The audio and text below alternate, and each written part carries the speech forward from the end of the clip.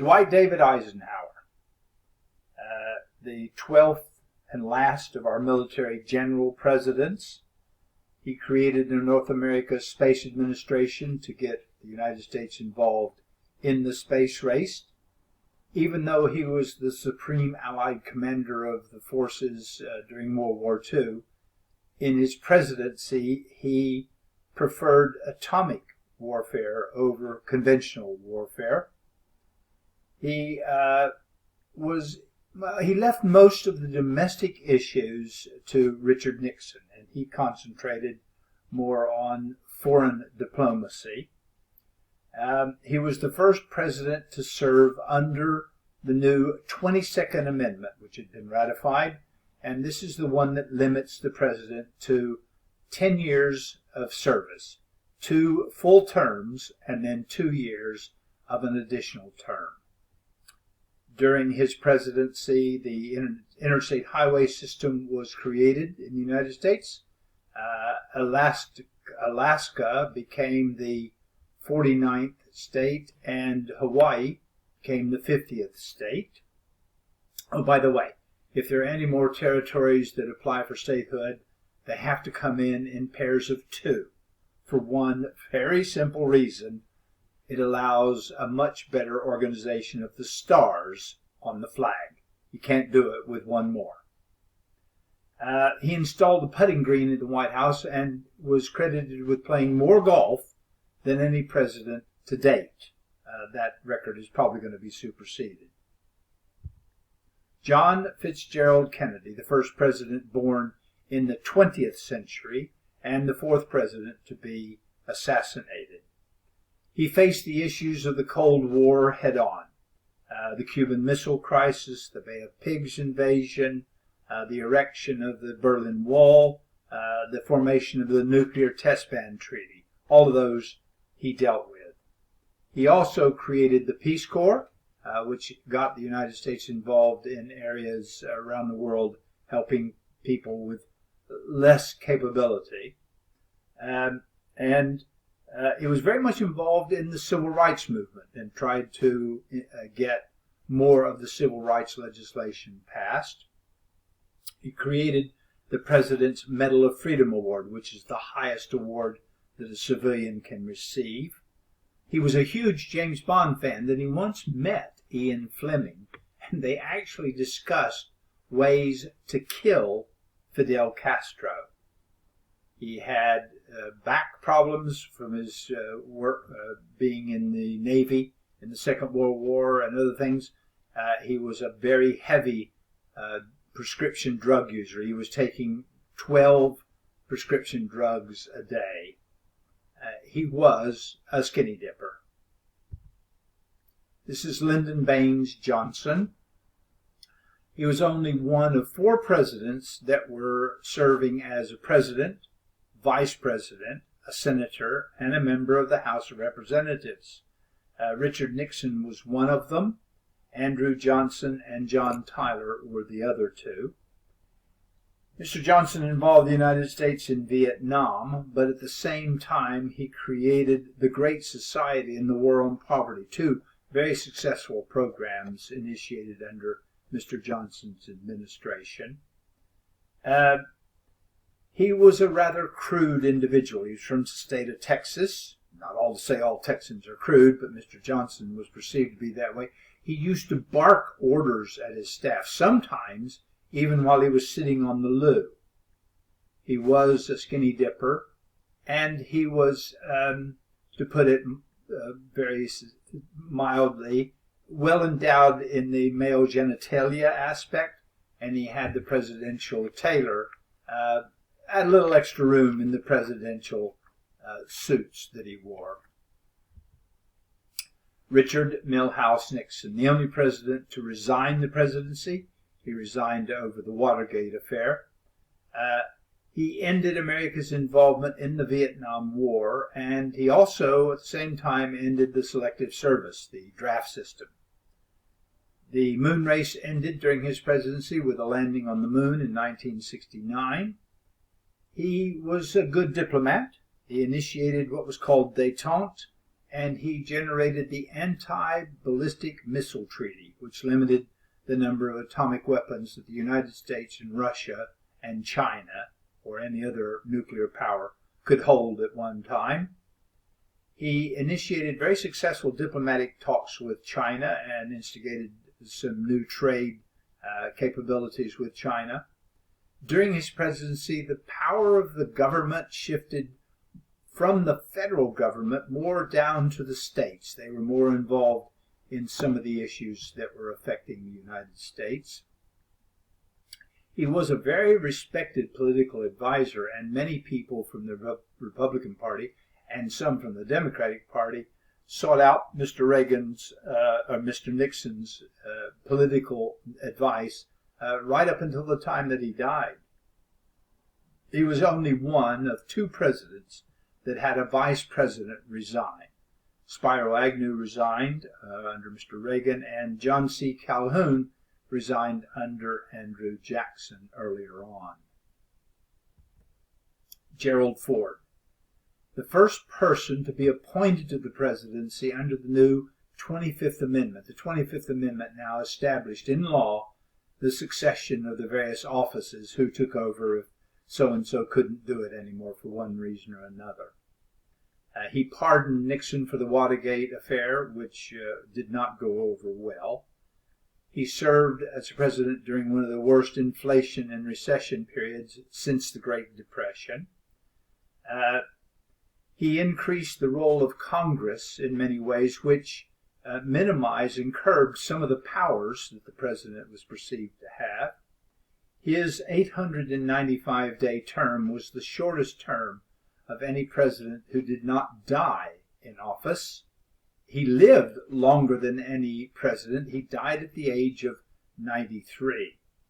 And in college, he was a model, a fashion model, and he did appear on the cover of Cosmopolitan magazine.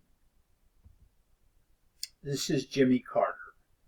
On his second day in office, he pardoned all the draft evaders from the Vietnam War. Also, not a very popular action. He created two new cabinet posts, the Department of Energy and the Department of the Environment. He returned control of the Panama Canal to Panama. He ended détente and moved the United States to an isolationist foreign policy rather than an internationalist foreign policy. He did not deal well with international politics. He was the longest serving retired president, and he was the first president to celebrate the 40th anniversary of his election and inauguration. He claimed to have sighted a UFO in 1969, and he actually filed a UFO sighting report in 1973. He was not a decisive man, which was exemplified by a quote that Time magazine published in one of their issues that was followed this way. What is President Carter's unswerving foreign policy this week? Here's Ronald Reagan, the one man who was reelected with the greatest landslide vote ever. He was a very popular president, very lucid, very easy to talk to. When he gave speeches, you felt like you were talking to a friend. He introduced Reaganomics, which was a successful program to defeat inflation and recession that was going on in the United States at the time. And it worked. Inflation was over 12% when he took office. When he left office, inflation was just a little over 4%. He oversaw the end of the Cold War and the collapse of the Soviet Union. He was a very popular president, and he was rated in the top few as best. We'll see later on. Nancy has had a presidential medium, and they did have a few seances in the White House. This is George Herbert Walker Bush, the second of our father-son president pairs. John Adams and John Quincy Adams were the first. During his election campaign, his slogan was, "Read my lips, no new taxes. So as soon as he was elected, guess what? Yep, he raised taxes. He was considered to be an American war hero. He was shot down and rescued over Japan during World War II. He was responsible for the Japanese creating a word which meant public vomiting. He had been to a Japanese ceremonial dinner where he ate something that upset him and he vomited. Now, that didn't really upset the Japanese terribly, and they went ahead and created a word that meant public vomiting. Here we have William Jefferson Bill Clinton. Very intelligent man. He was a Rhodes Scholar. Very popular. He was a very easy man to talk to, similar to Reagan. You felt like you were talking to someone who you trusted, although you shouldn't have possibly. He was impeached by the House of Representatives over the Monica Lewinsky affair, but the Senate acquitted him. He oversaw the longest peacetime economic expansion. He created the North America Free Trade Agreement with Canada and Mexico, which were very successful policies. He concentrated largely on domestic issues. He didn't get too much involved in foreign affairs. The silly man once lost the codes to the nuclear launch system. Obviously, they were found, and no great problem was generated as a result. He left office with some of the highest ratings since any president that had served after World War II. Here we have George Walker Bush. He had at one point the highest ratings of any president after the War on Terror and the 9/11 attack. But he also suffered with the lowest ratings of any president ever as a result of the 2008 financial crisis. He was not a very good president. He was rather indecisive, and he did not portray a high level of confidence when you spoke to him. He banned same-sex marriage in the United States, and he was a cheerleader in high school and when he went to college.